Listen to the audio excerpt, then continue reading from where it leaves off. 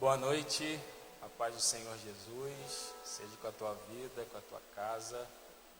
Estamos começando mais um culto, ainda que seja online, pelo Facebook. Esse é o meio que nós temos de estar em comunhão, ainda que virtualmente. Eu quero te convidar a ficar junto conosco nesse sábado para adorar a Jesus.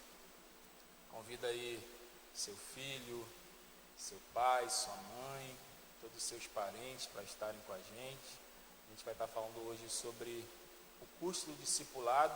É muito importante que você fique conosco até o fim. Você pode estar mandando a sua pergunta, assim como foi no último sábado. E a gente quer que você participe conosco até o final. Vamos orar. Feche seus olhos. Pai, nós te louvamos, nós te agradecemos e nós queremos iniciar esse culto. Nós queremos entregar tudo que somos, tudo que temos ao Senhor. Que o Senhor receba a nossa adoração nessa noite, que o Senhor escute a nossa oração, que o Senhor possa fluir, Senhor, o teu rio aqui. Todas as pessoas que estão assistindo, que elas possam ser impactadas através da palavra do Senhor. Que teu Espírito sopre sobre cada vida, prepare cada coração, para que a tua palavra possa dar frutos, para que a tua palavra possa fazer efeito, Senhor, em cada vida. Nós te louvamos, nós te agradecemos por essa oportunidade, que ainda que virtualmente, mas nós temos o privilégio de te adorar com liberdade, Senhor. Obrigado. Fala o nosso coração. Em nome de Jesus. Amém. Seja bem-vindo aqui. A casa é sua, pode entrar. Me esvazio de mim, me esvazio de mim.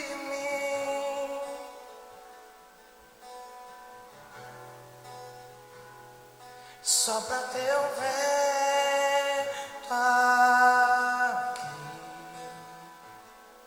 e toma teu trono, vem reinar. Nós queremos te ouvir, nós queremos te ouvir.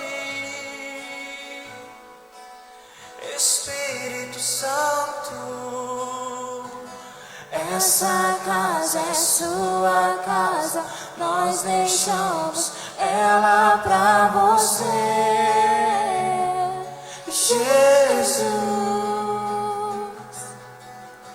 essa casa é sua casa, nós deixamos ela pra você. Jesus, essa casa é sua casa, nós deixamos ela pra você. Jesus,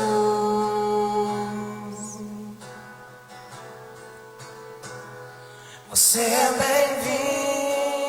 bem-vinda aqui. A casa é sua, pode entrar. Me esvazio de mim, me esvazio de mim. Sopra teu vento aqui e toma teu trono, vem reinar. Nós queremos te ouvir, nós queremos te ouvir, nós queremos te ouvir e te contemplar. Essa casa é sua casa, nós deixamos ela pra você. Jesus, essa casa é sua casa, nós deixamos ela pra você.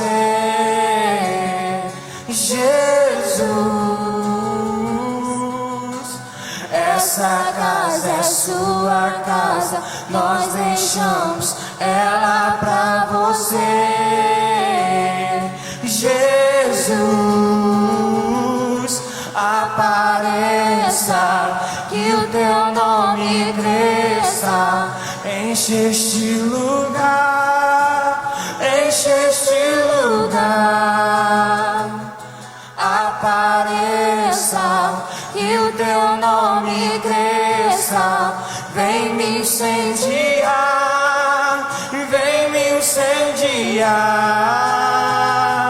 Apareça, que o teu nome cresça, enche este lugar, enche este lugar. Apareça, que o teu nome cresça, vem me incendiar, vem me incendiar. Incendeia os nossos corações, Senhor. Toca em nossa geração, Jesus, Jesus. Guia-nos, Senhor, através das tuas palavras, Senhor, que é viva e eficaz, lâmpada para os nossos pés, este lugar aos nossos corações. Nós queremos ser cheios de ti, Senhor. Nós queremos ser tocados pelo teu Espírito Santo. Entra, Senhor, entra nosso coração, a casa que preparamos para ti, Senhor. Este é o teu lar, Jesus, os nossos corações, Senhor, nós nos rendemos a ti. Apareça, que o teu nome cresça, enche este lugar, enche este lugar. Apareça, que o teu nome cresça, vem me incendiar, vem me incendiar.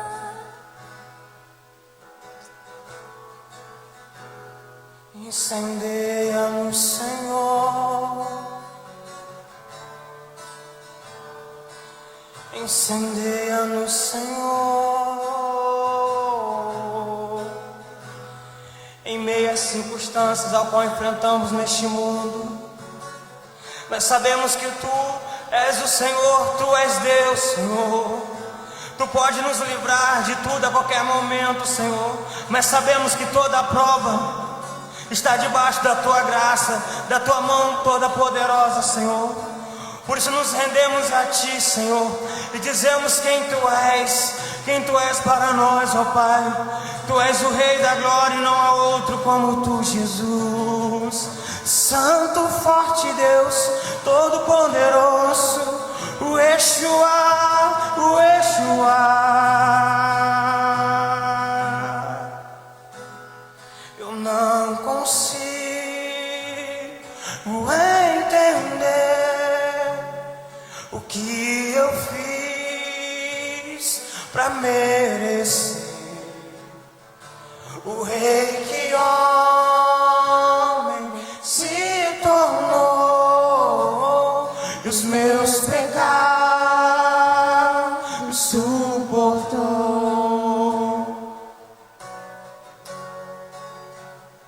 Seu nome é Emmanuel, o Rei dos Reis é o Senhor. Num gesto simples de amor, no jumentinho triunfou. Bendito é o Rei que vem em nome do Senhor. Toda a terra canta ao Messias. A morte não pôde deter, o sangue derramado foi. Ao terceiro dia ressuscitou.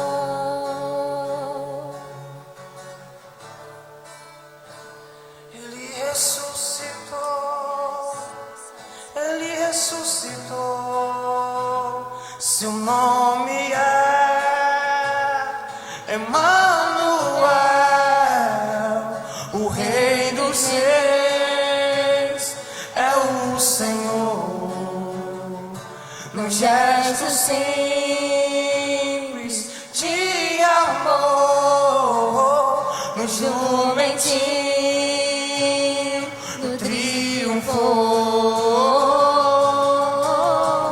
Bendito é o Rei que vem em nome do Senhor. Toda a terra canta ao Messias. A morte não pôde deter, o sangue derramado foi. Ao terceiro dia ressuscitou.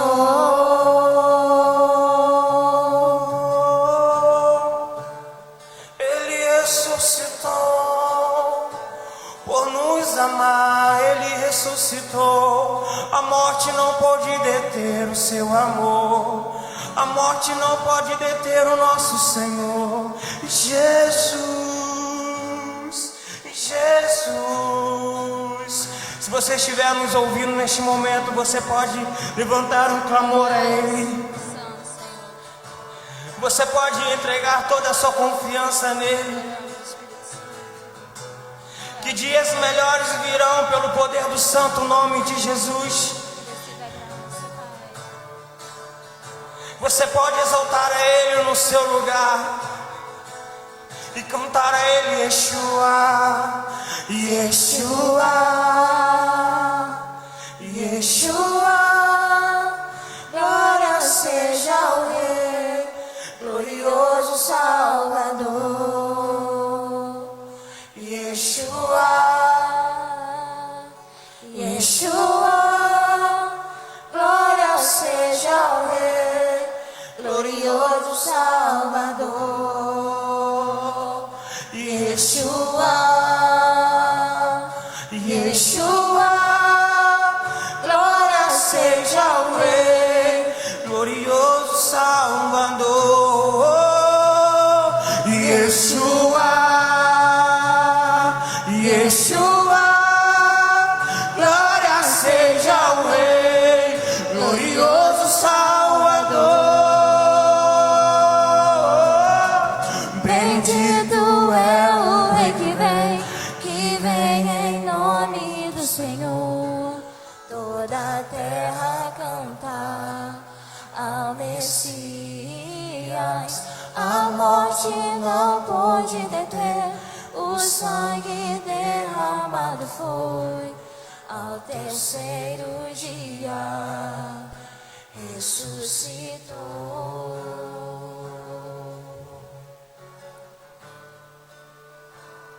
Ele ressuscitou.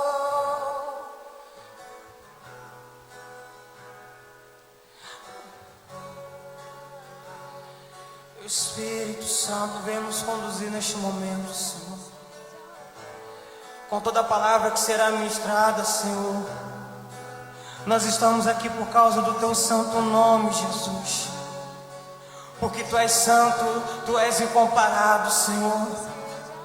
Todo joelho se dobrará diante de Ti, e toda língua confessará que Tu és o Senhor. Tu és o Senhor. Só Tu és digno. Só Tu és digno.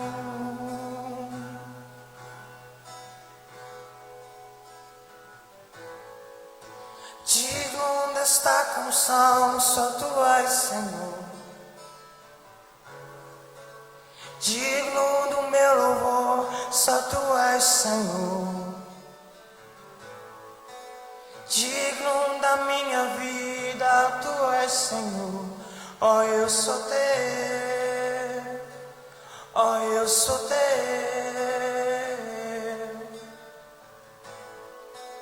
Nome que é sobre todos é o Teu Jesus. Fonte da salvação, só Tu és, Jesus. digno da minha vida, tu és Jesus. Ó, eu sou teu, ó, eu sou teu. Santo, és incomparável, és inigualável. Abre os meus olhos, Senhor, mostra quem tu és e enche o meu coração do amor que faz mudar o mundo.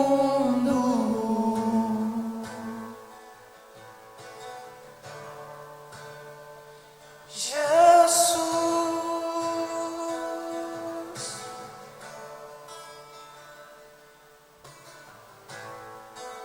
digno desta canção, só tu és, Senhor. Digno do meu louvor, só tu és, Senhor. Digno da minha vida, tu és, Senhor. Ó, eu sou teu, ó, eu sou teu.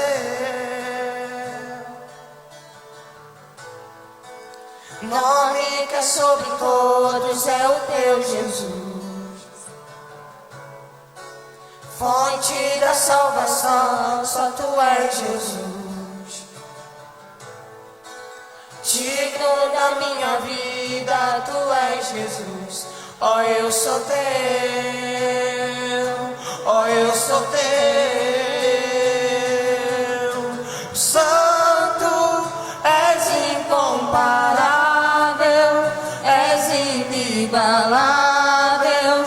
Abre os meus olhos, Senhor, mostra quem tu és e enche o meu coração do amor que faz mudar o mundo. Santo, és incomparável, és inigualável, só tu és. Abre os meus olhos, Senhor, e mostra quem tu és e enche o meu coração do amor que faz mudar o mundo.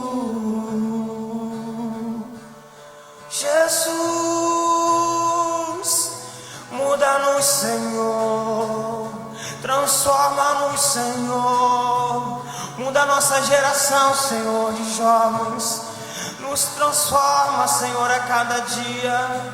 Renova nossas forças, Senhor. Rei da glória. E eu vou construir minha vida em ti. Tu és meu fundamento. Eu vou confiar somente em ti. Não vou ser abalado. Eu vou construir minha vida em ti. Tu és meu fundamento. Eu vou confiar somente em ti. Não vou ser amado. Eu vou construir minha vida em ti. Não és meu fundamento. E eu vou confiar somente em ti, Senhor. Não vou ser abalado. Santo, és incomparável, és inigualável. Abre os meus olhos, Senhor. Abre os nossos olhos, Senhor. Mostra quem tu és e enche nossos corações. O meu coração do amor que faz mudar o mundo.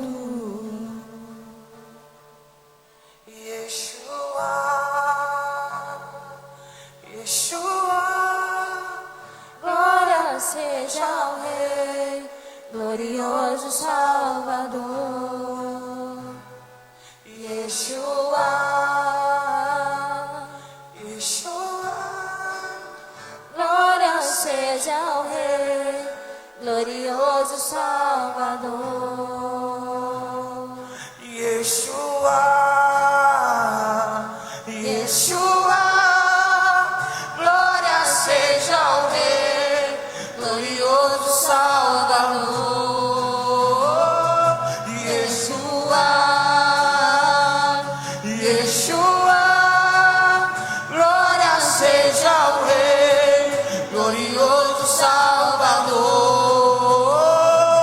E pois tu és santo, és incomparável, és inigualável.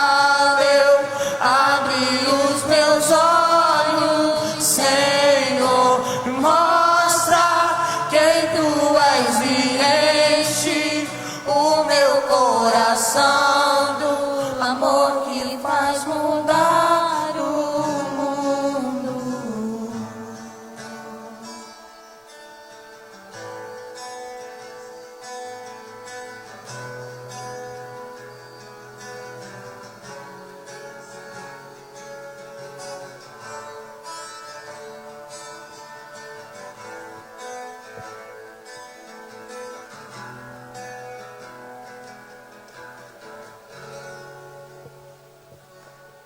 Glória a Deus pela sua vida que está aí junto conosco nesse culto. Ainda dá tempo, né? Copia o link aí do Facebook, manda para os grupos de WhatsApp, convide seus amigos para que você possa estar participando junto conosco.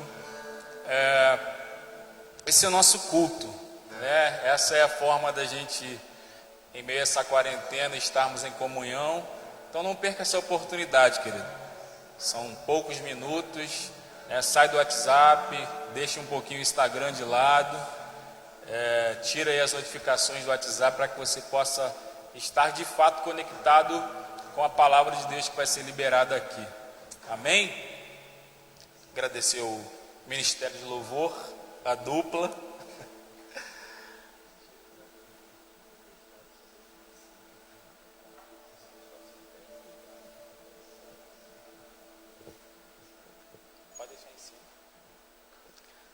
Pessoal, mais uma vez eu quero agradecer, né, por você estar aqui junto conosco.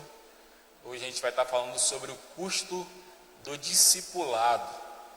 Talvez você escutou várias vezes essa palavra, né, discipulado, discípulos, talvez não sabe nem o significado. E a gente vai estar conversando um pouquinho sobre isso hoje. Eu quero estar convidando aqui o Jean. Isso, pode vir. Se arrumou, tá bonito. E meu amigo evangelista Ricardo, que vai estar aqui participando conosco, pode vir aqui, Ricardo. Isso. Vê se não está cortando o Jean aqui, ó. Pode trazer a água, os meninos vão estar trazendo a água. Pessoal, como no último sábado, você pode estar mandando a sua pergunta no decorrer desse bate-papo. Se você tiver alguma pergunta, alguma dúvida, só você está mandando para o número da Glícia, para o pessoal aí da nossa igreja já sabe o número, e eu vou estar divulgando aqui, 981 49 76 16, 981 49 76 16. Jean, muito obrigado aí por estar falando aí. Está desligado o microfone do Jean? Vai lá, o seu está ligado, Ricardo? Vê aí. Acho que tem que ligar aí para cima. Tá não, desligou. Agora ligou. Foi o nosso técnico que cortou, né? Jean já é aqui da unidade jovem. Ricardo é um amigo. Muito obrigado, Ricardo, por você ter aceitado aí nosso convite. Seja bem-vindo. Jean já é de casa, precisa dar seja bem-vindo? Precisa não, né? Então dá saudação aí pro povo, cumprimenta aí. A paz. Ricardo, pode cumprimentar aí o pessoal. Amém. A paz do Senhor a todos que estão nos ouvindo nessa noite. Eu tenho certeza que vai ser uma bênção de Deus para a sua vida. Em nome de Jesus, faça a sua pergunta. Aquilo que a gente souber responder, né, Rafael? Isso aí. Nós iremos responder. Eu tenho certeza que Deus vai te abençoar em nome de Jesus. Isso aí, a gente vai estar falando então, pessoal, sobre o custo do discipulado. O que é discipulado? O que é custo? Eu separei aqui só para a gente introduzir para a conversa. O que é custo? Quando falamos sobre custo, pressupomos que se trata de uma reflexão, de uma decisão que precisamos tomar em nossa vida. Nós precisamos refletir sobre as decisões espirituais, pois elas certamente terão consequências futuras em nossas vidas. A gente vai começar falando sobre custo primeiro. Vou começar pelo Ricardo, daqui a pouco eu passo a bola para o Jean. E se vocês tiverem alguma coisa no decorrer da conversa, pode me interromper, pode cortar, para a gente estar conversando aqui. Ricardo, se quando você escuta a palavra custo, é claro, contextualizando para onde a gente vive, para o nosso cotidiano cristão, quando vem a palavra custo, o que vem assim no seu coração? A primeira coisa que me vem no coração, Rafael, quando a gente fala sobre custo, eu vejo que é sobre preço. E tudo que tem custo precisa ser calculado para ver se a gente tem condições de assumir esse compromisso. Custo, para mim, tem a ver com preço, compromisso e ter a responsabilidade de calcular para ver se eu tenho condições de sustentar um compromisso. Jean, custo, fala aí, dá aí a sua opinião sobre custo. Dentro do contexto de discipulado. Tudo na vida cristã é decisão. Todo processo que a gente passa dentro da vida cristã é necessário uma decisão consciente e lúcida daquilo que você está fazendo, porque senão você não chega a lugar nenhum. Se você for motivado por amigos, se você for motivado por movimentos, a gente dura 3, 4 meses. É um fato, assim, quando a gente fala sobre custo, né, o custo que a gente está falando não se diz respeito simplesmente a coisas materiais. É logo que a gente pode dar um exemplo. Se você quer comprar alguma coisa, você tem que pagar o custo para levar tal coisa para sua casa. Né? E como a pessoa que na verdade quer ser um discípulo de Cristo, já vamos entrar aqui no assunto. Como que é esse custo, assim, para quem está nos assistindo, que custo é esse que a pessoa tem que pagar para se tornar um discípulo? Na verdade, esse custo nada mais eu concordo com o Jean, que seria a gente calcular um preço de uma decisão, porque Jesus ele não impõe que nós devemos ser discípulos dele. Jesus ele fala antes que para ser discípulo existem requisitos, e os requisitos têm um custo, e esses requisitos precisam ser pensados antes, porque isso pode definir se nós iremos nos tornar verdadeiros cristãos ou nós iremos se auto-enganar. Então eu vejo que esse custo com o discipulado tem a ver com essa decisão e com esses requisitos. Jean, quer acrescentar? O custo é sair da zona de conforto. A verdade é essa, o custo é sair da zona de conforto. Leandro Vieira faz uma divisão do evangelho em 3 evangelhos falando de uma mesma maneira, mas o custo de você sair de um entendimento básico, que é o evangelho da graça, de só enxergar Deus como alguém que te ama apesar de tudo e ele vai continuar te amando, isso não deixa de ser uma verdade, mas você sair dessa situação e você enxergar onde Deus quer te levar com essa verdade, não só estacionar nisso, aí sim que o bicho pega. E se a gente enxerga a vida cristã só como entender algumas teorias sobre Deus e não enxergar até onde Ele quer levar a sua igreja, que somos nós, eu acho que esse é o custo. Sair da zona de conforto e ver que Deus tem coisas maiores para entregar nas nossas mãos. Ter um discípulo é custoso, é difícil.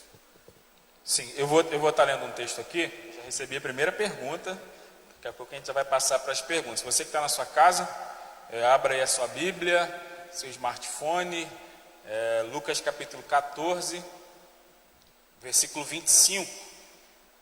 Eu vou estar lendo somente até o versículo 28, do 25 ao 28.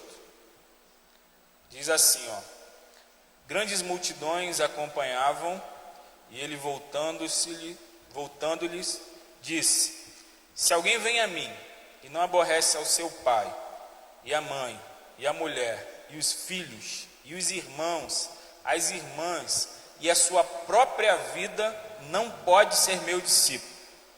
E qualquer que não tomar a sua cruz e vier após mim, não pode também ser meu discípulo. Pois qual de vós, pretendendo construir uma torre, não se assenta primeiro para calcular a despesa e verificar se tem meios para concluir? Somente até aí. O texto ele começa trazendo algumas afirmações e também traz respostas sobre o nosso coração, né? Mas eu vou começar aqui para a primeira pergunta que eu recebi. Ricardo, recebi a pergunta aqui da seguinte forma: todo cristão, quando aceita Jesus e se batiza, ele já se torna um discípulo de Cristo? A pessoa se converteu, se batizou. Quando acabou de se batizar, aceitou a Jesus, ele já é um discípulo, sim ou não? Na verdade, Rafael, a palavra discípulo quer dizer no original seguidor. Então, quando você assume um compromisso diante de Deus, né, se batiza, você de verdade se torna um discípulo. Só que a palavra discípulo ela é muito mais profunda do que momentânea, né? Então eu vejo que quando você recebe a Cristo, se batiza, você se torna um discípulo em processo, um discípulo em potencial. A cada dia mais a gente segue de uma maneira diferente, se aprofunda mais e vamos se aperfeiçoando, como Paulo falou sobre a nossa vida. Mas se a resposta é sim ou não, é sim. De fato nós se tornamos discípulos, mas o processo do discipulado é dia após dia com o Senhor Jesus. Já se o cristão se converteu e tal, né, e como o Ricardo disse aqui, já se torna um discípulo. Ao longo da sua caminhada, né, tá convivendo com Cristo. Só quando a gente olha para discípulo, ele tem dois sentidos, né? O ato de seguir a Jesus e o ato de ajudar outros a seguirem também. Né, para essa pessoa que perguntou aqui se torna um discípulo, dentro dessa afirmação que eu trouxe, o que você acha? Eu concordo com o que o Ricardo falou, mas em partes eu enxergo principalmente a parte como batismo, de você expor uma decisão publicamente. Quando você se batiza, quando você se permite passar por esse ritual cristão, vamos dizer assim, você está dizendo para a sociedade, para a cidade, para os seus amigos: olhem para mim que eu quero uma vida nova. E na maioria das vezes, não vou ser maldoso, maioria não.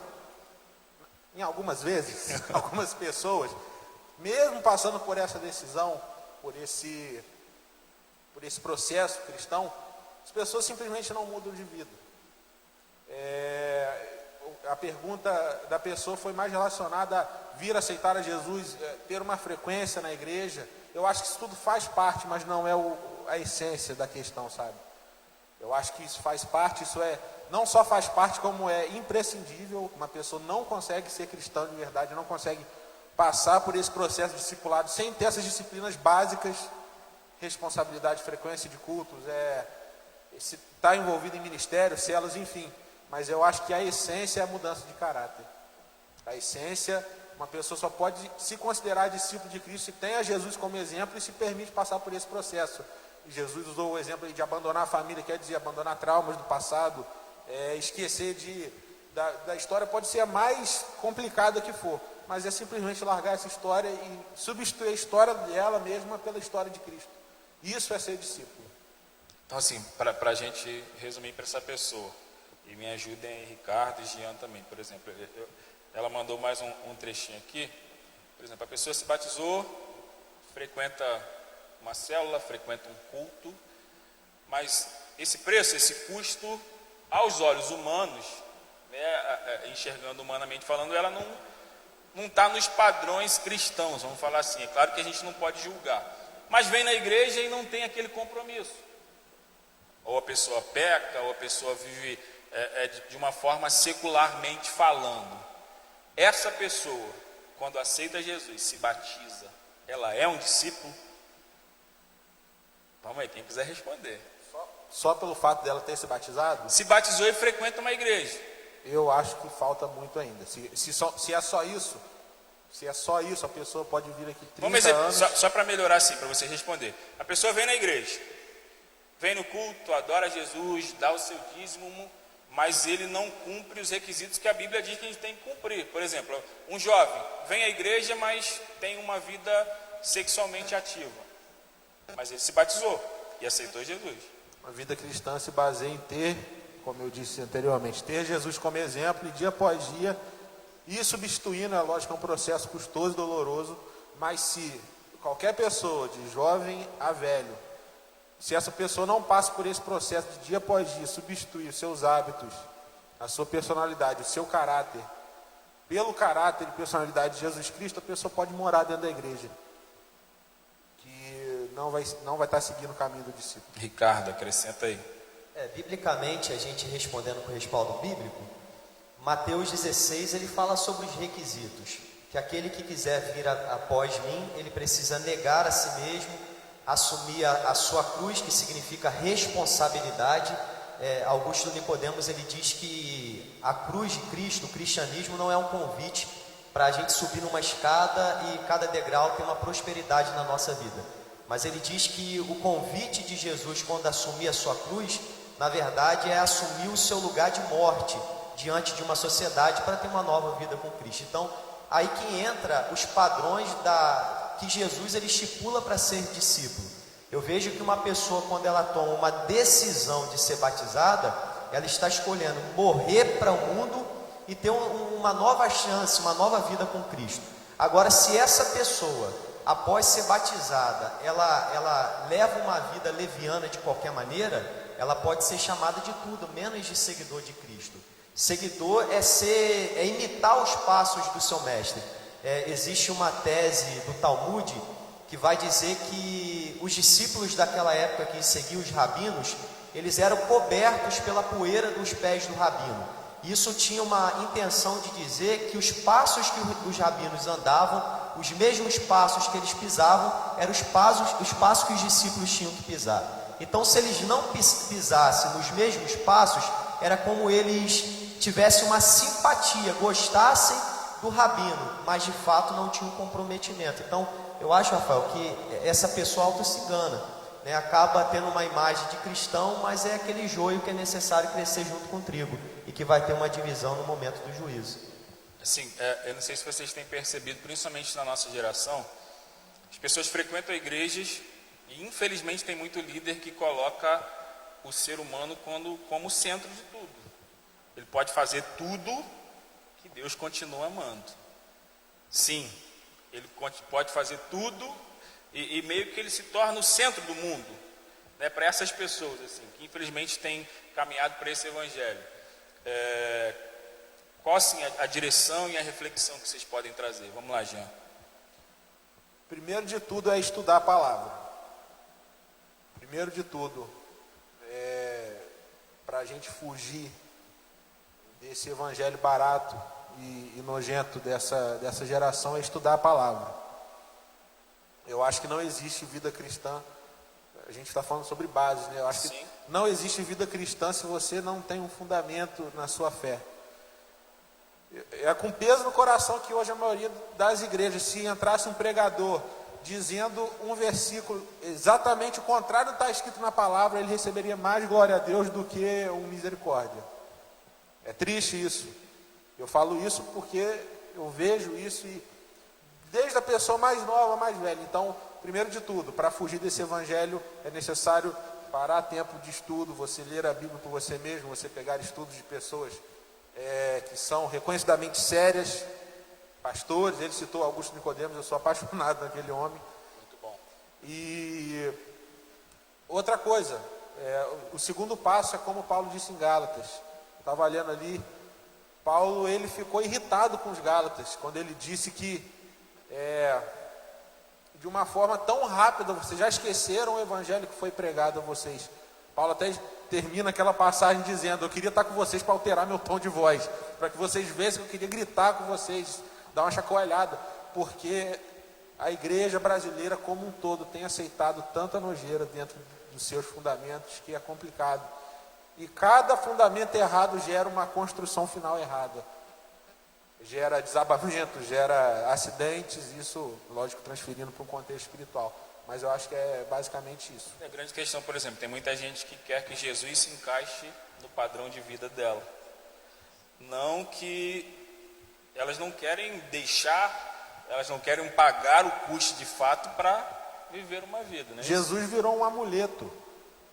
Eu brinco com o pessoal falando, o pior estágio do crente é aquele crente, né? O pior estágio da pessoa é a pessoa fazer besteira a semana inteira, chegar aqui no domingo à noite e postar a foto lá do bebedouro.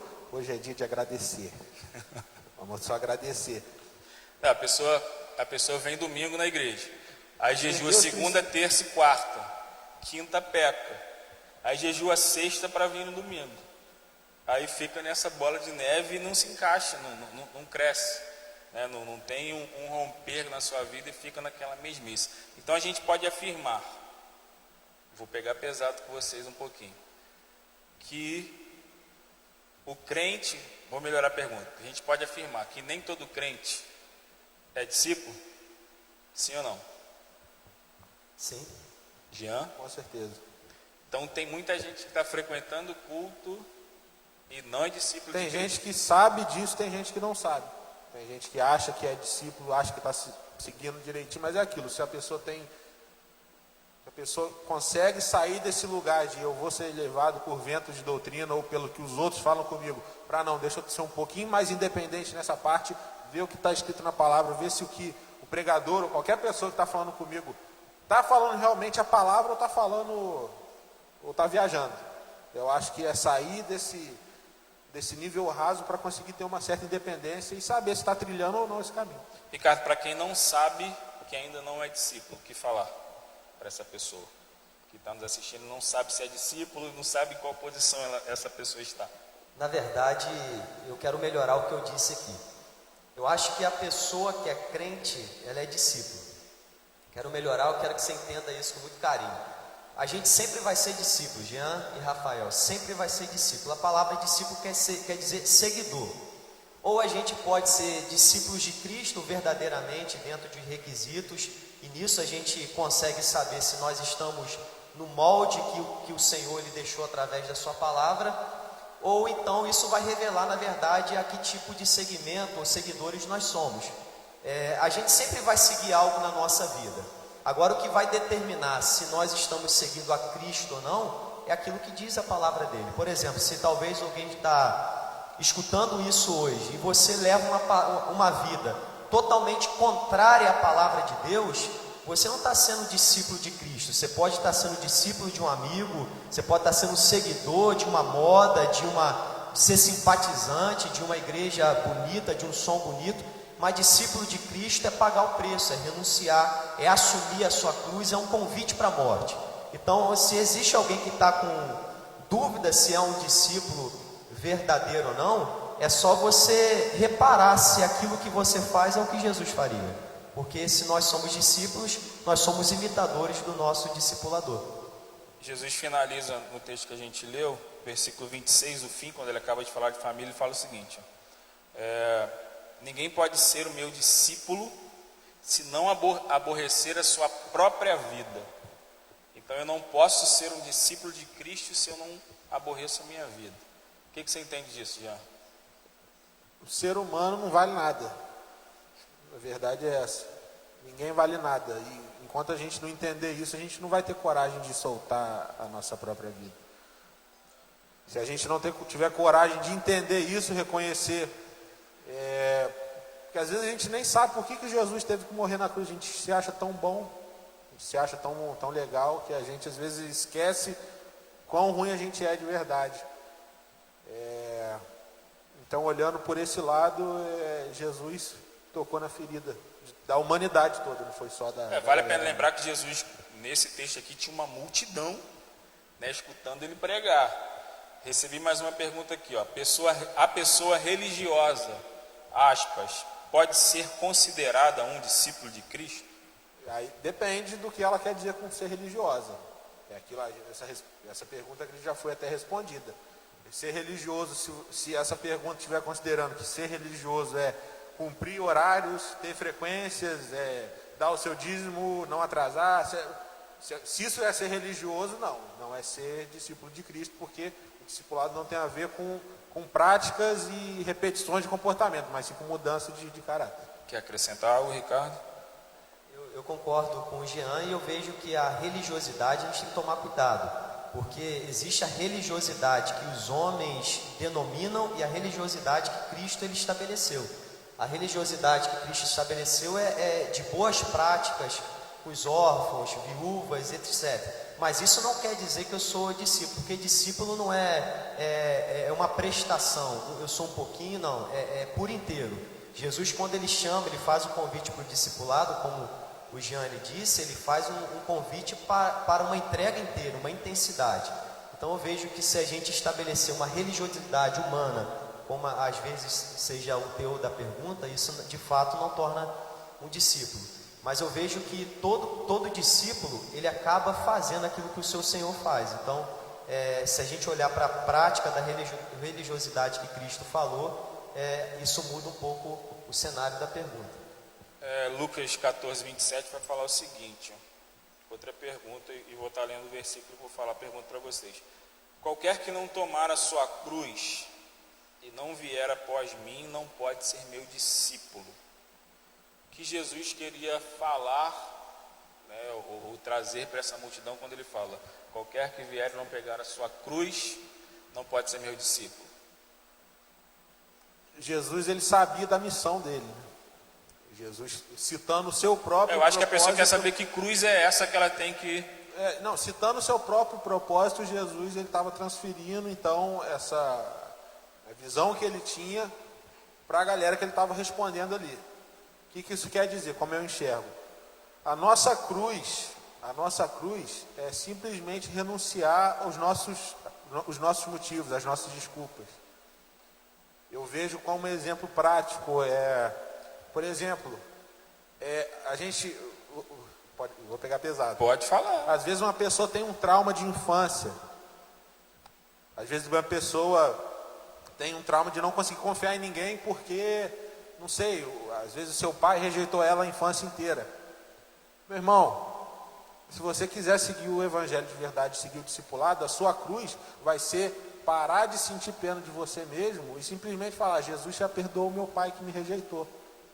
É pesado isso, e às vezes a gente se agarra em determinados traumas para justificar tudo que a gente faz mesmo de errado, mas é só para você entender o que eu enxergo como Jesus estava falando naquele momento. A nossa cruz são os nossos motivos e as nossas desculpas, que a gente tem que simplesmente deixar de lado, que Jesus não levou em conta os motivos das pessoas, quando ele falou, eu quero enterrar meu pai e minha mãe, meu irmão, me segue, porque se você ficar olhando para o lado dos seus motivos, não vai dar certo. Ricardo? A carta de Paulo aos Gálatas, capítulo 2, verso 20, vai dizer, eu já estou crucificado com Cristo, portanto agora já não vivo mais eu, mas Cristo vive em mim. Quando eu olho para a palavra cruz, quando Jesus fala de assumir a cruz, Jesus está falando da gente crucificar os nossos desejos, as nossas paixões, para experimentar uma nova vida. Eu percebo que quando Jesus ele conversa com Nicodemos em João capítulo 3, Rafael, Jesus ele está falando de dois nascimentos, pessoas que foram nascidas da carne e pessoas que se permitiram nascer do Espírito. Quem é da carne é carne, quem é do Espírito é Espírito. Necessário é o homem nascer de novo. Jesus ele está falando sobre o reino dos céus. Então eu percebo que assumir a sua cruz, pegar a sua cruz, é você pegar o seu instrumento de tortura que vai te aproximar até o propósito de Deus. É impossível ser um discípulo de Cristo sem que eu possa crucificar os meus desejos, as minhas paixões. Eu acho que o pessoal que está ouvindo aí de casa, onde você estiver, eu acho que é esse o tema desse bate-papo, é esse o preço, é esse o custo. De fato não é fácil ser discípulo. De fato, talvez você está ouvindo e fala assim, então ninguém consegue ser discípulo. Mas na verdade é aí que nós precisamos da ajuda do Espírito Santo de Deus para vencer. Eu aprendi que a gente não vai ser discípulo de uma hora para outra, como o Jean disse. O discípulo é um processo diário. A cada dia nós vamos melhorando, aprendendo, abandonando aquilo que para a gente era uma prática normal, até que a gente chegue numa estatura perfeita. Agora eu vejo que a gente precisa ter o coração sincero.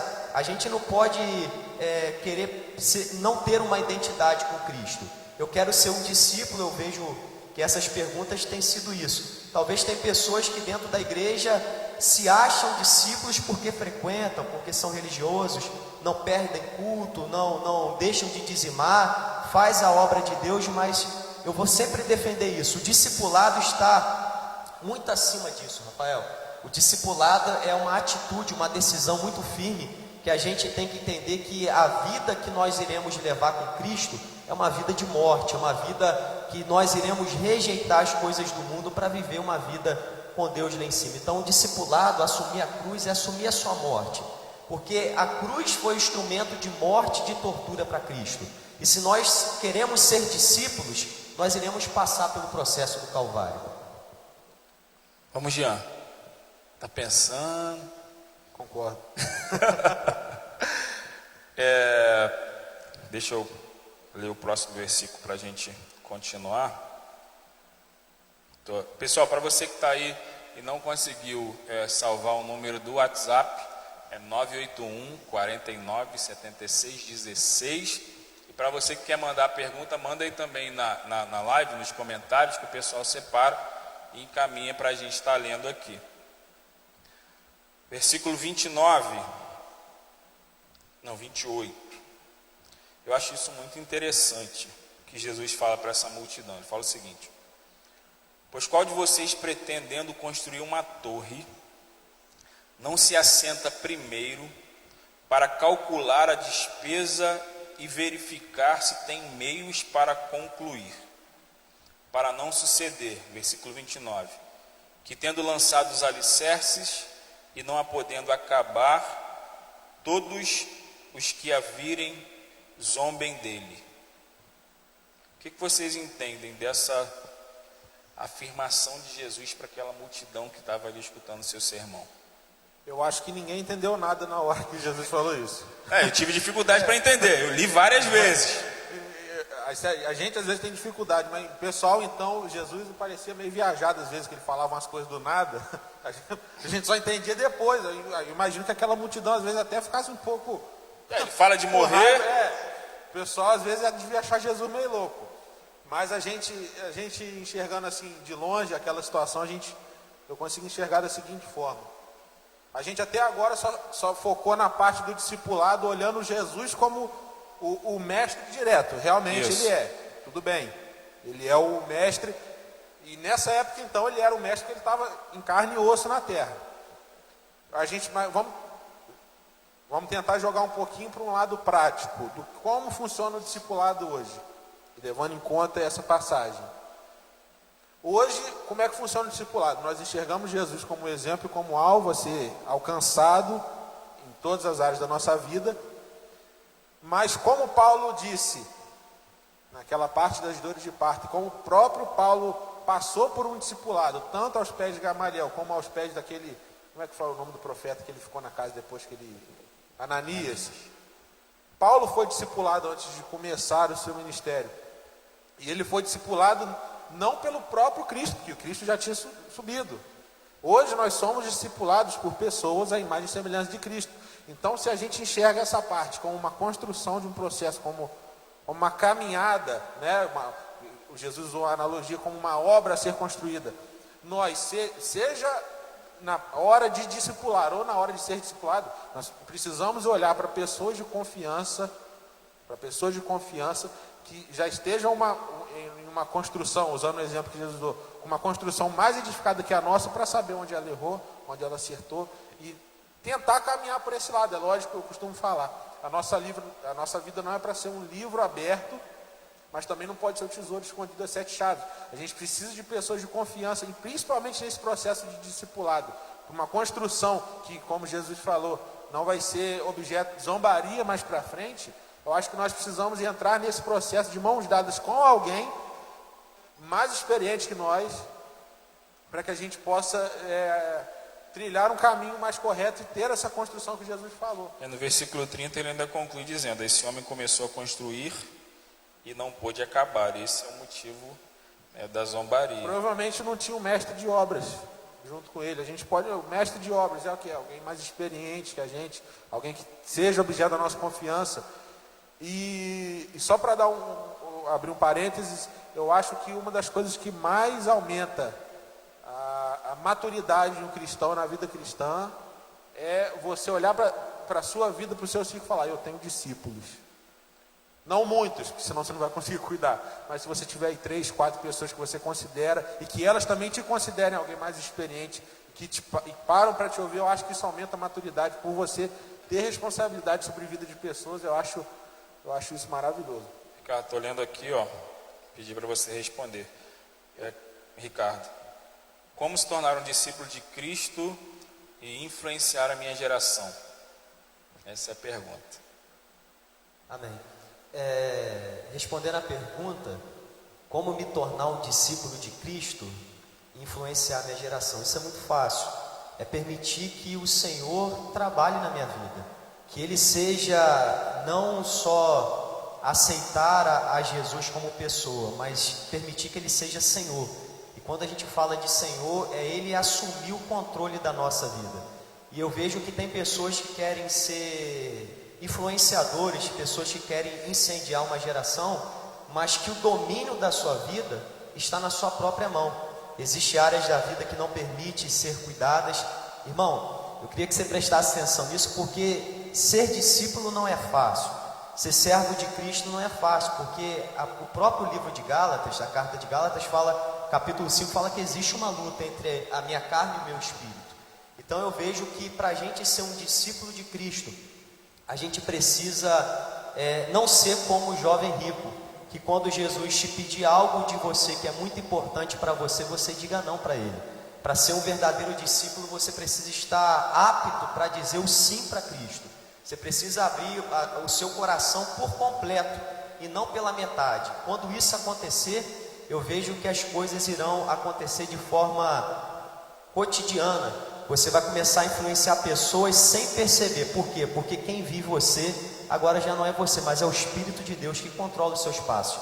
Eu vejo que quando Pedro, uma pessoa totalmente indouta, Rafael, um homem que era pescador, apenas muito talentoso na pesca, tem um encontro com Cristo e ele abandona o seu barco cheio, o barco estava cheio, na beira daquele lago. Ele está dizendo, cara, a vida que eu tinha, aquilo que eu era bom, eu quero deixar de lado, e eu quero seguir a Jesus, para que Ele transforme a minha vida no padrão que Ele quer. E é aí que Pedro ele começa a ser um influenciador. Por quê? Porque ele permitiu Jesus trabalhar em todas as áreas da sua vida.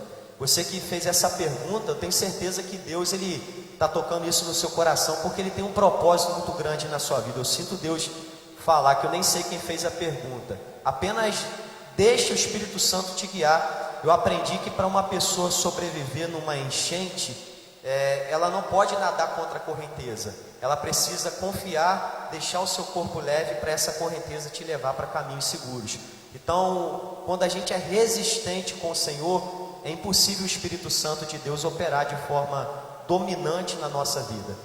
Influenciar pessoas, Rafael, eu vejo que é uma consequência de ser um discípulo de Jesus. Eu nunca vi, e eu falo sobre discípulos verdadeiros, discípulos, pessoas que são compromissadas com a obra, não serem influenciadores. Talvez não de um tamanho de influenciador de um Instagram de 1 milhão de pessoas, 100 mil pessoas, mas nós podemos ser influenciadores como Dorcas foi. Influenciava as pessoas que estavam na sua volta, ao ponto de quando ela falecer, vinha a óbito, as pessoas falarem: Pedro, por favor, ressuscita essa moça, porque essa moça de grande valia para a nossa vida. Então, acho que ser um influenciador é você entregar a sua vida por completo. E só aprofundando mais um pouco, ninguém consegue entregar a sua vida por completo sem a ajuda do Espírito Santo. Aí que entra a base fundamental que o Jean falou: uma vida de oração que nos convence contra as coisas do mundo, uma vida de jejum que mata toda a nossa carne, e uma vida de palavra que no momento de tentação nos coloca de pé. Quando a gente fala principalmente sobre influência, eu gosto quando a pessoa se coloca na posição de querer influenciar uma geração, mas o problema é que as pessoas querem se tornar um influenciador, principalmente nas mídias digitais, que tem o digital influência. A pessoa quer ter muito seguidor nas redes sociais, já quer se tornar uma voz para a sua geração, já quer influenciar, mas não tem o tempo de preparo. Se a gente olhar para a vida para Jesus, ele se prepara 30 e prega aproximadamente 3. E as pessoas querem se converter e já quer influenciar. Uma coisa que eu acho interessante, hoje eu meditando um pouco da palavra, a gente sabe que Jesus ele era plenamente homem, plenamente Deus. Isso de fato a gente sabe que ele não se fez como Deus, mas ele era. Isso a Bíblia teologicamente se nos dá respaldo para entender. Mas o que eu acho interessante é que antes de Jesus iniciar o seu ministério e influenciar pessoas, Jesus vai para o Jordão. E Jordão quer dizer aquele que desce. Jesus ele vai para o Jordão para ser batizado por João Batista, e ele só inicia o seu ministério, Rafael, após ele ter uma palavra de aprovação do céu dizendo: esse é meu filho amado em quem eu me comprazo. Jesus poderia ter iniciado o seu ministério a qualquer momento da sua vida. Haja vista que em Lucas capítulo 2, Jesus ainda com 12 anos de idade aproximadamente, ele acaba influenciando pessoas, né, quando ele é deixado em Jerusalém. Então eu acho isso muito interessante, que Jesus só inicia, só tem certeza, eu vou ser um influenciador, após ele receber uma palavra de aprovação do céu. E tem muitas pessoas querendo iniciar às vezes a sua vida ministerial porque tem talento, porque tem chamado, mas se não tiver a aprovação de Deus, no momento de dificuldade, essa pessoa vai acabar voltando atrás. Então eu vejo que talento todo mundo tem. Mateus 25 vai dizer sobre isso, né? Até o ímpio tem talento. A gente vê isso. Dom é diferente de talento, mas eu vejo que antes de querer ser influenciador, a gente precisa ter uma palavra de aprovação. E como que a gente descobre uma palavra de aprovação de Deus nos dias de hoje? Tendo uma vida de comunhão devocional intensa com Deus. A gente pode dizer que para se tornar alguém que influencia, ele tem que se tornar um discípulo primeiro. Com certeza, com certeza. Qualquer cristão que entra pelas portas da igreja, se batiza, toma uma decisão de entregar a sua vida, né, vim aqui no apelo aqui na frente. Se essa pessoa não entrar logo num processo e entrar rapidamente em um processo de discipulado, como eu estei aqui anteriormente, com alguém mais experiente, ser acompanhado, pode ser diretamente pelo pastor, mas principalmente pelos membros, ou por alguém de confiança que já esteja dentro da comunidade, essa pessoa não vai conseguir chegar sozinha, salvo raras exceções, não vai conseguir chegar sozinha ao lugar de aprovação, como o Ricardo citou. Não vai conseguir. A vida cristã não foi feita para ser vivida de uma forma individual. Não é à toa que desde a igreja primitiva as pessoas se reuniam em comunidades, não viviam de uma forma individual. Eles era tudo tão comum que até os próprios bens eram vendidos e distribuídos. E isso é muito importante. Influenciar uma geração, você só vai conseguir. Na verdade, você até consegue influenciar não chegando ainda nesse lugar de aprovação. A diferença é que você vai influenciar as pessoas a fazer a coisa errada. Você consegue ser influenciador por vários motivos. Tanto que hoje os principais pregadores do Brasil aí... Midiáticos, né? Hã? São os midiáticos. Quem tem espaço na mídia hoje no Brasil, infelizmente, são pessoas que, salvo raras exceções novamente, são pessoas que nem... São pastores, pessoas que não entendem nada do evangelho, que muito pelo contrário, são lobos vestidos de ovelhas que pegam dinheiro das pessoas, e essas pessoas têm espaço na mídia. É muito difícil você ver uma pessoa uma das poucas pessoas no Brasil que eu vejo hoje que tem um certo espaço na mídia, nas redes sociais, é o Alessandro Vilas-Boas. Ele assume isso, ele fala, gente, mas o caso dele é específico porque ele sempre fala, nunca foi algo que eu busquei, isso foi consequência. E mais ainda, pessoas que buscam esse espaço na mídia, eu acho que já começam errado. Você não tem que buscar isso como objetivo principal. Tem que ser algo natural. E se não for algo natural, vai ser um ídolo, vai ser uma estátua com pé de barro que a qualquer momento pode se quebrar. É verdade. Assim, eu carrego uma verdade, principalmente que eu coloco uma aplicação na minha vida. Para a pessoa que quer pregar, que quer ter um ministério, quer se tornar um discípulo. Principalmente para a gente transferir alguma coisa para outras pessoas. Se a gente não tiver lá o secreto, a gente não está capacitado para gritar nos telhados. Então a gente tem que ouvir o secreto para depois subir nos telhados e proclamar aquilo que Cristo tem falado com a gente. Senão, a influência se torna o fim e não é isso. Vamos para a próxima pergunta, chegando muita coisa aqui, gente. Agora está esquentando. Lucas capítulo 6, né, a gente recebeu uma pergunta aqui de uma irmã. Eu vou estar lendo o texto e depois vou estar fazendo a pergunta. Ó. Lucas 6 diz assim. Lucas 6,40. O discípulo não é superior ao seu mestre, mas todo que for perfeito será como seu mestre. E por que atentas tu no arqueiro que está no olho do teu irmão e não reparas na trave que está no seu próprio olho? Ou como podes dizer a teu irmão, irmão, deixa tirar o arqueiro do teu olho não atentando tu mesmo na trave que está no teu olho. Hipócrita, tira a primeira trave do teu olho, então verás bem a partir do teu arqueiro que está no olho do teu irmão. Aí ela pergunta: esse discípulo querer ser superior ao mestre, está falando de Jesus ou a liderança da igreja, considerando os versículos 41 e 42? Entenderam ou quer que repita? Eu acho que eu entendi. Versículo 41 fala o seguinte, ó: por que não atentas no arqueiro que está no teu olho, ou melhor, e por que atentas tu no arqueiro que está no olho do teu irmão e não reparas na trave que está no seu próprio olho? Ou como pode dizer ao teu irmão: irmão, deixa tirar o teu arqueiro que está no teu olho, e não atenta a tu mesmo na trave que está no teu olho? Aí a pergunta A final pergunta: esse discípulo querer ser superior ao seu mestre, está falando de Jesus ou de uma liderança da igreja? Eu acho que a pergunta não teve muito a ver com o versículo, mas então respondendo a pergunta, o discípulo querer ser superior ao seu mestre, eu não vejo isso se aplicar dentro de uma liderança da igreja, até porque não existem, eu enxergo liderança como algo que você enxerga a pessoa como alguém, como eu disse, mais experiente, você confia que essa pessoa tem uma capacidade de organizar, de liderar, de levar, de conduzir, por exemplo, pastor, conduzir um rebanho, enfim.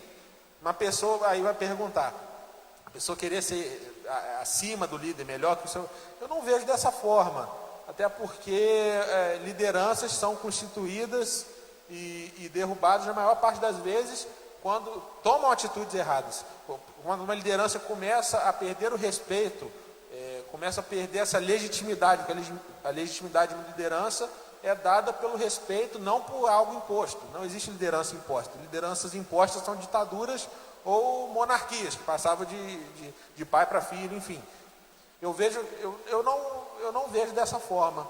Eu acho que qualquer tipo de tentativa de ser superior a outra pessoa tem que ser extinta na raiz, não só nesse contexto de liderança dentro de uma igreja, mas sim em qualquer parte da vida.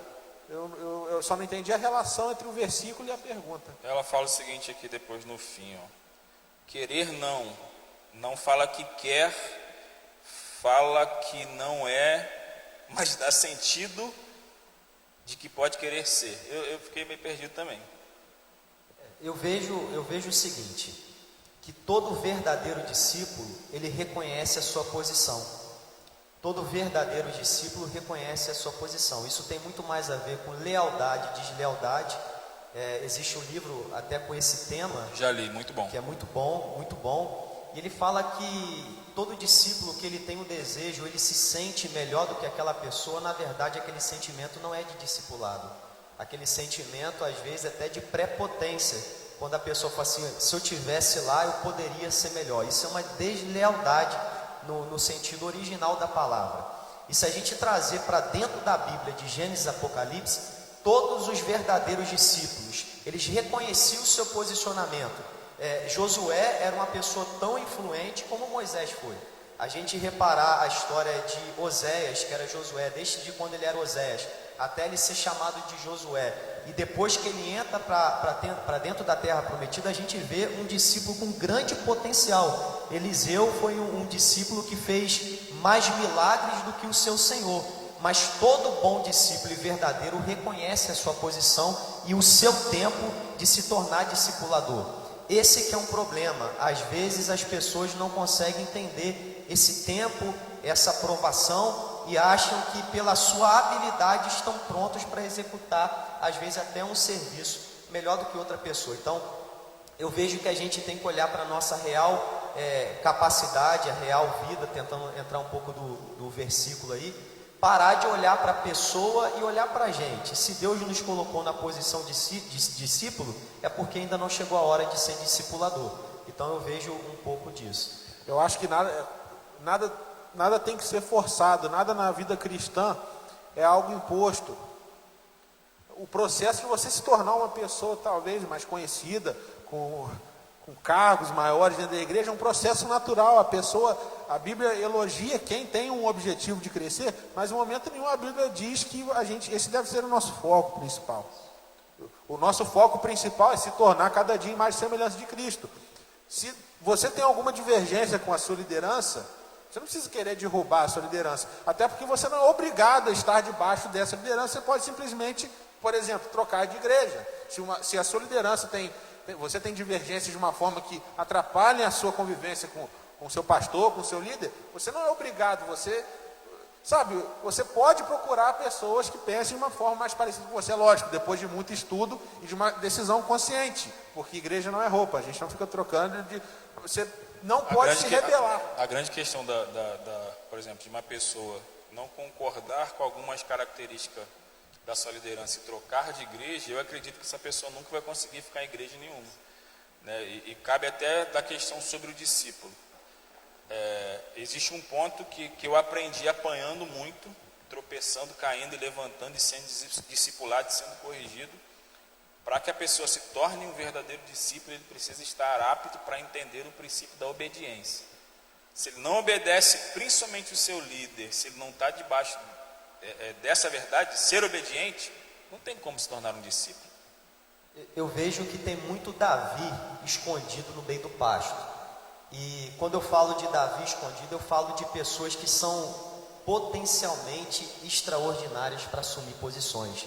Davi era uma pessoa que aparentemente não tinha condições de ir para a guerra, mas por ser uma pessoa que tinha um contato muito forte com Deus, uma comunhão com Deus, ele demonstra ali uma capacidade muito grande, até acima da capacidade de Saul. Vamos entender isso com muita calma. Saul estava naquele momento quando o gigante Golias estava afrontando o exército, mas Saul não tinha condição, ou pelo menos não sentiu na condição de enfrentar. Davi, ele tinha certeza, mas ele não assumiu o seu papel até que ele não fosse convocado. Ele só assume o papel quando ele é convocado. Agora, eu aprendi que o maior exemplo de tudo na nossa vida não é o nosso pastor, não é o nosso discipulador, mas o maior exemplo de tudo que muda a nossa vida é o exemplo de Cristo. Cristo sendo discipulador, o mestre daquela posição, nos últimos momentos da sua vida, ele se faz como servo ao ponto de lavar os pés dos seus discípulos, para eles perceberem que ser discípulo não quer dizer a posição de quem é mais alto, mas de aquele quem mais serve. Se a gente não é apto para servir, a gente nunca vai ser apto para ser servido. Verdade, vamos para a próxima. O pastor está assistindo, pastor, um abraço. O pastor mandou aqui, o primeiro foi o texto que a gente leu, né? Aí ele fala no versículo 28, 29 e 30. Qual de vocês, se quiser construir uma torre, primeiro não se assenta e calcula o preço, para ver se tem dinheiro suficiente para completá-la? Pois se lançar o alicerce e não for capaz de terminá-la, todos que virem rirão dele, dizendo: esse homem começou a construir e não foi capaz de terminar.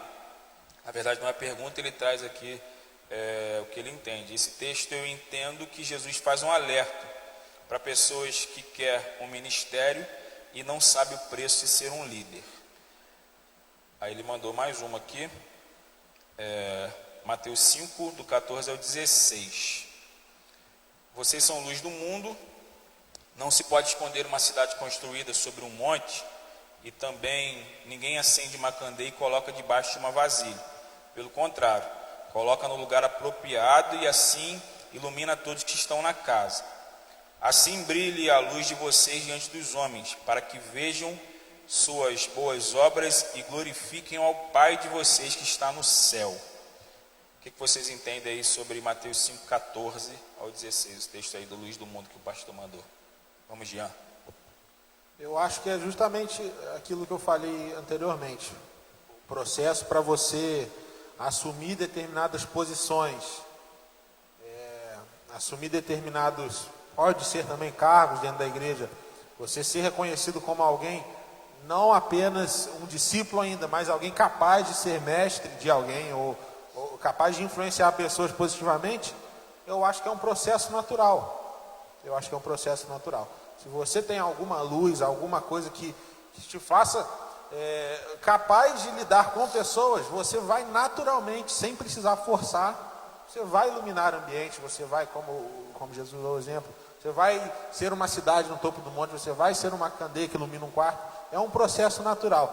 Nada que é antinatural dura muito tempo. dura muito tempo, é um processo que machuca pessoas ao invés de levá-las à imagem e semelhança de Cristo. Enfim, eu acho que tudo tem que ser de uma forma natural. Eu acho que nem todos foram chamados para um discipulado, para discipular pessoas diretamente. Tem pessoas que não conseguem lidar bem com pessoas, mas têm o seu papel, sabe? Lógico que todos foram chamados para se tornar Jesus, se tornar Cristo. Isso é um ponto que não entra em discussão. Mas lidar com pessoas, você cuidar de pessoas diretamente exige um dom. O dom de cuidar de pessoas, de ensinar, são dons separadamente. Eu acho que não precisa se cobrar para ser alguém de destaque, mas tudo tem que ser de uma forma natural. Seja se a sua vocação for ser algo mais discreto, ou se sua vocação for realmente pegar o microfone e pregar. Vamos para a próxima pergunta, Ricardo, peço que você responda agora. Pode-se considerar que houve um erro durante esse processo de discipulado no estilo de evangelho, de autoajuda, que hoje é pregado por diversos líderes religiosos? Eu percebo que hoje as pessoas têm um desejo muito grande de ajudar outras pessoas. Existe uma empatia muito grande. Não falando de métodos de célula, de MDA, essas coisas, mas eu percebo que existe como diz Provérbios, a nossa boca ela tem poder para abençoar e para destruir. Erro, como eu posso julgar que é um erro? Mas eu vejo que existe talvez uma falta de preparo em alguns sentidos e em alguns momentos que acabam gerando uma confusão. Uma das palavras que quer dizer discípulo, quer dizer que ele tem alguém que o ensine. Eu vejo que uma falta de preparação às vezes acaba atrapalhando mais a vida de uma pessoa do que ajudando essa pessoa. Eu vejo que tem pessoas que ficam fundamentadas, né, na técnica certa. Eu aprendi que na Bíblia não existe técnica certa, método certo. Existe aquilo que a palavra de Deus ela fala. Então eu vejo que nos últimos dias tem levantado muitas pessoas com autoajuda. Eu vejo que a única ajuda que um cristão pode ter verdadeira, pelo menos na minha vida, não foi de um livro de autoajuda ou de um influenciador. Foi ter um encontro verdadeiro com Cristo. Nada supre o discipulado direto com o Senhor. Essa pergunta aí me dá uma coceira. Ariovaldo Ramos está louco hoje em dia, mas alguns anos atrás, eu vendo um vídeo que ele estava num debate recebendo perguntas. A pergunta foi a seguinte: a igreja brasileira responde aos anseios da sociedade brasileira? Ele parou, olhou para o pessoal e falou: responde. O pessoal regalou o olho achando que ele falou: não, responde, porque o que a sociedade procura é um Deus que dá tudo, um Deus que... A barganha, né? É o famoso Jesus, meu amuleto da sorte. E a igreja brasileira hoje, como em geral, salvo exceções, a igreja brasileira hoje se tornou um lugar onde as pessoas vão: eu preciso ouvir uma palavra de ânimo para a semana, porque senão eu não consigo. Eu preciso... O evangelho, como o Leandro Vieira fala, tudo que está na Bíblia, nem tudo que está na Bíblia é o evangelho, mas tudo que está na Bíblia em relação ao princípio cristão é um desdobramento do evangelho. As pessoas estão reduzindo o evangelho e a vida cristã a autoajuda. Você vai passar pela tempestade. Eu não tenho nem mais paciência para ouvir. Cara, a gente tem que fugir dessa superficialidade que invadiu as igrejas. A gente tem que, se a sua igreja, a gente não está falando só com cristãos ou com crente da Maranata ou da... Sim. A gente está falando, se a sua igreja não te dá alimento, se você vê que a sua igreja não te traz algo sólido, base para a sua vida cristã, meu irmão, pelo menos comece a buscar por você mesmo, que você vai ver que a vida cristã é algo muito mais profundo. Deus não é um amuleto da sorte. Deus não é alguém que vai abençoar a sua semana se você vir à igreja no domingo.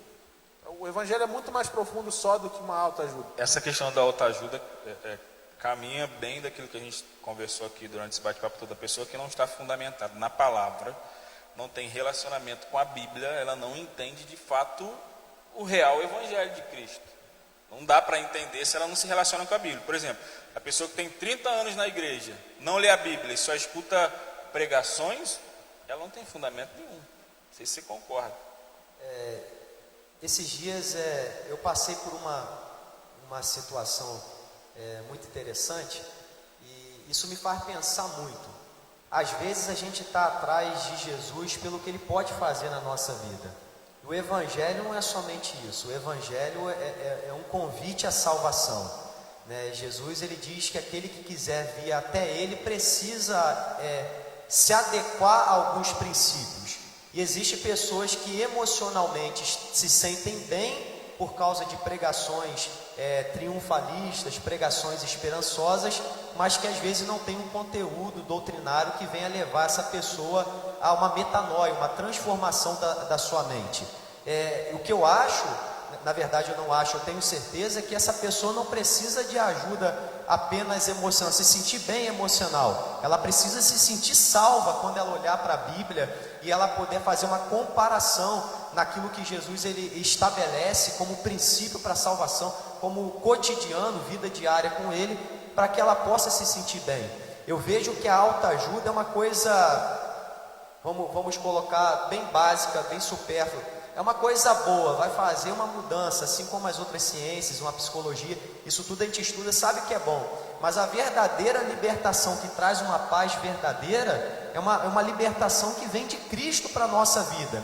Se eu não conseguir ter esse encontro com Jesus ao ponto de abrir meu coração e começar a me relacionar e viver essa transformação, eu posso ser uma pessoa que eu estou do lado de Cristo, me sentindo bem, mas indo para o caminho errado. Então isso é uma coisa que a gente precisa ter muito cuidado, porque hoje, infelizmente ou felizmente, porque a Bíblia deixa isso muito claro, que nos últimos dias levantariam falsos profetas, pessoas que se apostatariam da fé e queriam pregar fábulas a fim de agradar aqueles que os ouvem.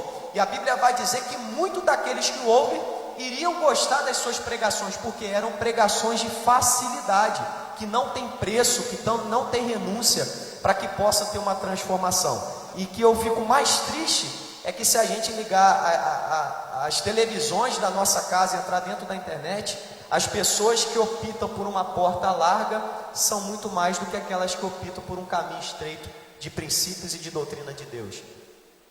Autoajuda, só para finalizar esse assunto. Se você sente que precisa de autoajuda, digita autoajuda no YouTube, abre um videozinho com passarinhos e florestas. Você é forte, você vai vencer. Se você quer vir à igreja para ouvir isso, você está muito enganado. Aqui você vai ouvir que as coisas, na maioria das vezes, vão dar mais errado do que certo.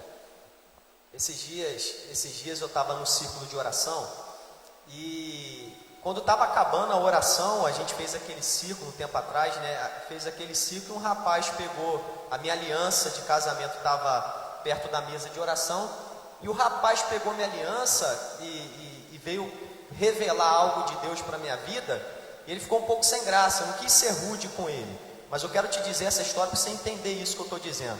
Ele pegou a aliança no final do culto de oração e levantou: de quem é essa aliança? De quem é? Aí eu falei: é minha. E ele falou assim: eu vejo muita inveja no teu casamento, eu vejo muita inveja no seu casamento, cuidado, não vá na casa do parente da sua esposa, fica dentro de casa, não sai não, eu vejo muita inveja. Eu olhei para ele e falei assim: eu também ficaria com inveja do meu casamento. Ele olhou para mim: ué, como assim? Eu também teria inveja de um casamento de um cristão, porque o cristão tem a bênção de Deus, tudo que ele faz prospera. Eu também teria inveja disso. Então eu vejo que o cristianismo, embora Deus ele venha oferecer a salvação, por a gente ser moldado pelo Espírito Santo de Deus, a gente tem uma vida abundante como consequência daquilo que acreditamos. E as pessoas às vezes querem aceitar Jesus pelas bênçãos que Ele pode oferecer. Mas eu vejo em Mateus capítulo 6, verso 33, um primeiro propósito, uma primícia de buscar o reino de Deus e a sua justiça, para que Ele possa acrescentar as outras coisas.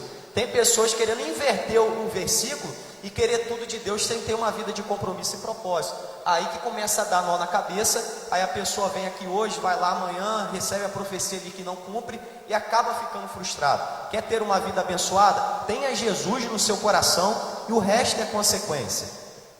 É isso. Vamos para a última pergunta, para a gente finalizar. Ela mandou o versículo, Lucas capítulo 6, 29, que diz: se alguém bater em você numa face, ofereça-lhe também a outra. Se alguém tirar de você a capa, não impeça de tirar a túnica.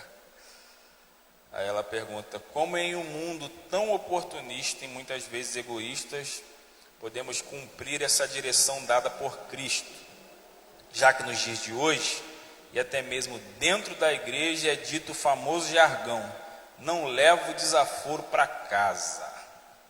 E aí? A Bíblia é a mãe de todas as heresias, né? Se a gente quiser, a gente transforma a Bíblia no livro do satanismo. Então, explique isso de novo devagar, senão o pessoal que escuta isso, explique devagarzinho. não, se você quiser ler a Bíblia procurando Deus do seu ventre, você vai achar. Aí você vai estar adorando um ídolo, como o Salmo disse, e acabar se parecendo com ele com o passar desse processo. Então a gente tem que, primeiro, Jesus certamente não queria estar dizendo para que nós aceitemos tudo que aconteça com a gente. Jesus certamente não estava dizendo, se você... Não estava falando nesse sentido de aceitar tudo e não levar desaforo para casa. Agora, só pegando um ganchinho final da fala do Ricardo. Às vezes a gente vem na igreja, a gente sai com mais raiva do que entrou. Às vezes a gente vem na igreja e sai com mais ódio do que entrou. Simplesmente porque as pessoas que estão aqui em cima muitas vezes focam em dificuldades pessoais, negócio, e fala, Deus vai te exaltar e vai jogar o seu inimigo no chão. Mas o abençoado aqui esquece que quem está escutando lá fora brigou com um parente. O abençoado aqui esquece que quem está escutando provavelmente olha para o patrão com inveja. Então o inimigo na cabeça da pessoa que escuta acaba se tornando um parente, acaba se tornando o patrão. A minha vitória hoje tem sabor de mel, meu inimigo vai ter que me ver na plateia. Aí eu vou calmei. Vamos voltar. O que Jesus queria dizer? Simplesmente eu vejo que o Espírito do Evangelho me diz, juntando tudo como Jesus foi e o que ele fez, juntando com essa fala, seja prudente. Ser prudente, não reagir de uma forma agressiva às ofensas, mas também não deixar que pessoas, por você ser uma pessoa mais passiva, se aproveitem da situação, sabe? E essa história de não levar desaforo para casa é papo de maluco, cara. É papo de maluco. Quem fica procurando briga, quem fica procurando desavença, sabe? Nem entrou no processo do discipulado ainda. A gente não pode enxergar essa fala de Jesus nem como uma passividade extrema, mas também nem como um pretexto para agressividade. Eu acho que é mais nesse sentido. Vou pedir para Ricardo responder outra aqui, para a gente finalizar. Seguindo o raciocínio desses falsos profetas, como a igreja deve agir como crítica? Eu percebo que hoje existe uma situação muito difícil. Isso é uma opinião minha, deixar isso bem claro. Se não me engano, o pastor Rogério ele falou sobre uma luz, o velador, ele precisa estar em local de destaque. Eu percebo que a igreja hoje precisa despertar. Eu vejo até esse período de pandemia, um despertamento para aqueles que estão dormindo. Por quê? Porque a omissão é um grande pecado que acaba estando no nosso meio, muitas das vezes em nós, liderança, dentro da nossa casa. Porque quando nós omitimos aquilo que nós somos, aquilo que é falso tem oportunidade de tomar domínio na nossa vida. Eu vejo que hoje a igreja brasileira precisa voltar ou passar pela reforma, no bom sentido, carinhosamente falando, começar a voltar para o evangelho primitivo, o evangelho que seja Cristo no centro de tudo.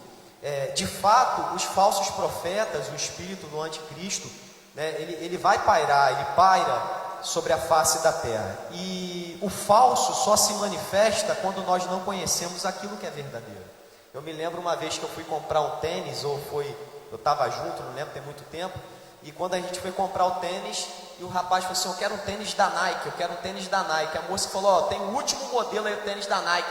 Quando ela puxou pra gente, não era Nike, era Mike, com M.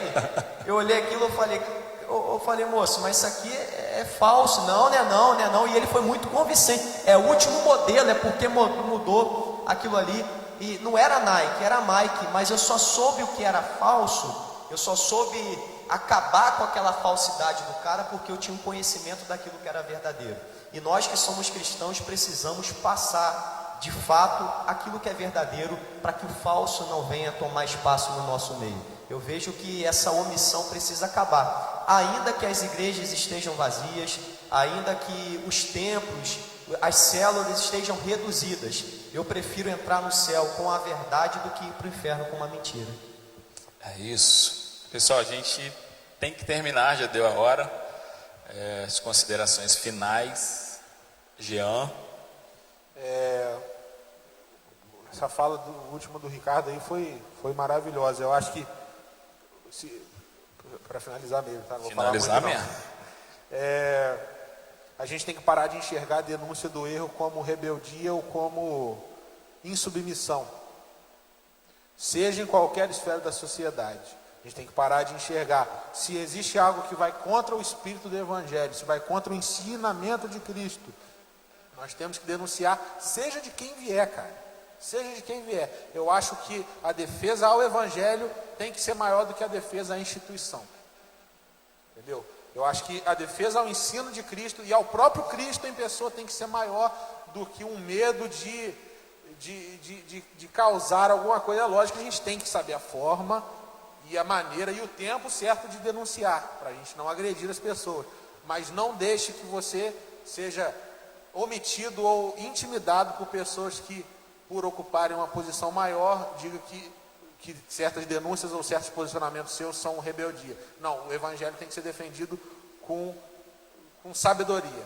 A verdade é essa. E para finalizar, em relação ao nosso assunto, eu quero encorajar você, seja em qual igreja ou contexto que você viver, que você aceite entrar nesse processo de discipulado, porque sem esse processo você vai ficar no nível raso eternamente. Ricardo, considerações finais. Primeiramente, eu agradeço, Rafael, pela oportunidade de participar com você, com o Jean, grande amigo, gosto muito de conversar. Mas existe um texto no livro de Apocalipse, capítulo 21, verso 7, que ele diz o seguinte: aquele que vencer. Então ele está dizendo sobre a promessa de estar no reino de Deus. Depois você pode ler na sua casa. Ele vai dizer uma série de promessas para aquele que vencer. E eu vejo que esse vencer se torna algo muito importante na nossa vida. Vencer o quê?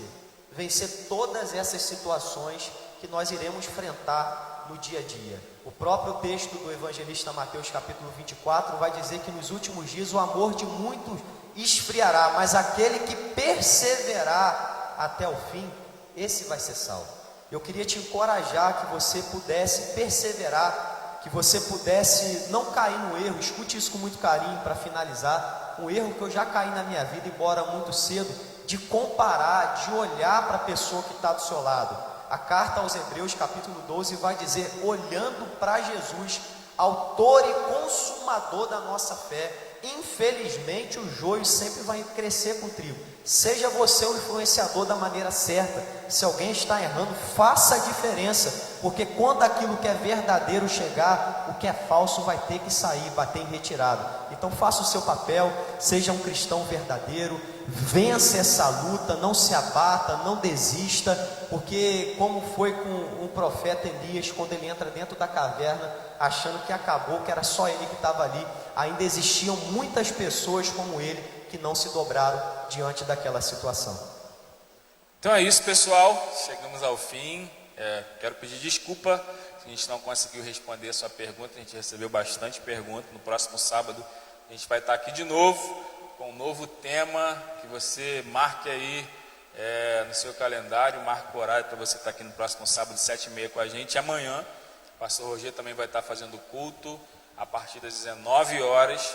Convida todo mundo para que a gente possa estar adorando a Jesus juntos, ainda que seja pelo Facebook. Vamos embora, a gente precisa estar junto ali na live, participando e adorando a Cristo juntos. Quero orar por você e já terminar. Feche seus olhos aí na sua casa. Pai, nós te louvamos, agradecemos ao Senhor por essa palavra, por todos os ensinamentos, direções, ó Deus, que teu Espírito nos conduziu a trazer nessa noite. Obrigado. Todas as pessoas que ouviram possam entender de fato o verdadeiro Evangelho de Cristo, que elas possam entender de fato tudo aquilo que foi ministrado, conversado aqui nessa noite. Deus, que o Senhor possa trazer paz sobre essa casa, a paz que excede todo entendimento, como diz em tua palavra. Nós te louvamos, em nome de Jesus, amém. Deus te abençoe, até a próxima, se Deus quiser.